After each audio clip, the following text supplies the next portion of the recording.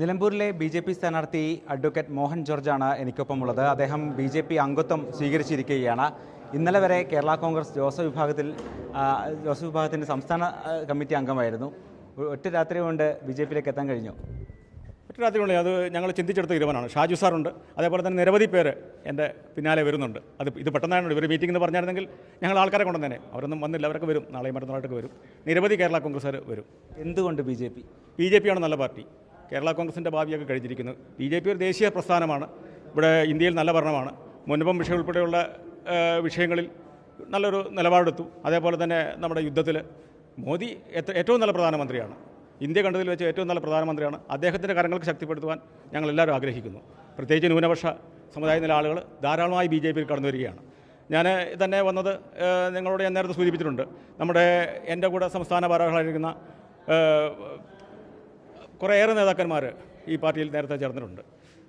അതുകൊണ്ടാണ് ഞങ്ങൾ ഈ പാർട്ടിയിലേക്ക്. താങ്കൾ ഈ കേരള കോൺഗ്രസ് ജോസഫ് വിഭാഗത്തിൽ പെട്ടയാളല്ല എന്ന് നേതാക്കളൊക്കെ പറയുന്നുണ്ട്. അതവരങ്ങനെ പറയുമല്ലോ. ഞാൻ KSC മുതൽ പ്രവർത്തിച്ച ആളാണ്. ഞങ്ങളുടെ പാർട്ടി വളരുകയും ചെയ്തു. അപ്പോൾ ഞാൻ എൻ്റെ നിലപാടുകൾ സ്വീകരിച്ചിട്ടുണ്ട്. ഏതായാലും ഞാൻ കേരള കോൺഗ്രസിൻ്റെ സംസ്ഥാന കമ്മിറ്റി മെമ്പറാണ്.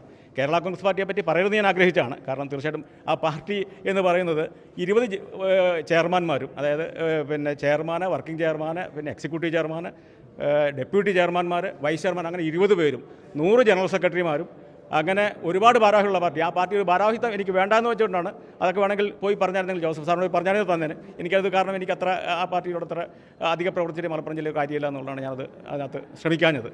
വേണമെങ്കിൽ ക്രൈസ്തവ വിഭാഗത്തിൽ പെട്ടവർ കൂടുതൽ ബി.ജെ.പിയിലേക്ക് അടുക്കുകയാണോ?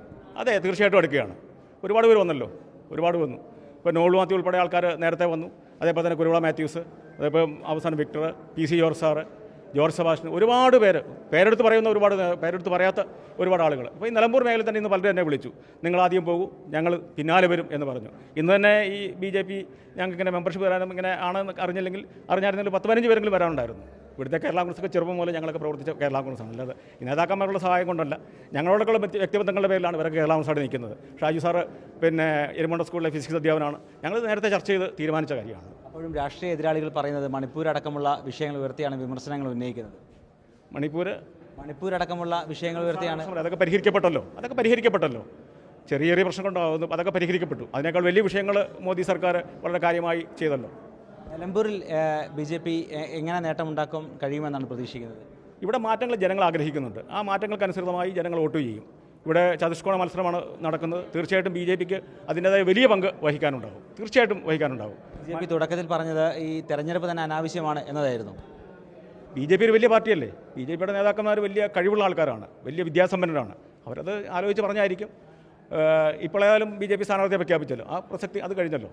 എന്തായാലും പ്രചരണത്തിലേക്ക് സജീവമായി രംഗത്തിറങ്ങും. ഇന്ന് തന്നെ ഞങ്ങൾ ഈ നിലമ്പൂരിലെ വളരെ പ്രധാനപ്പെട്ട ആളുകളെ കണ്ടു, കുറേ പേരെ കണ്ടു. ഇനിയിപ്പം സമയമനുസരിച്ച് പോയി കാണും.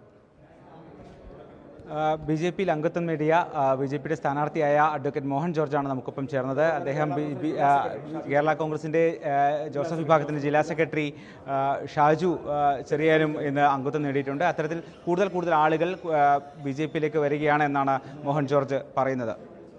വീഡിയോ ജേർണലിസ്റ്റ് ഹണി തങ്കപ്പനൊപ്പം reporter Arjun Mattannur, in reporter, Nilambur.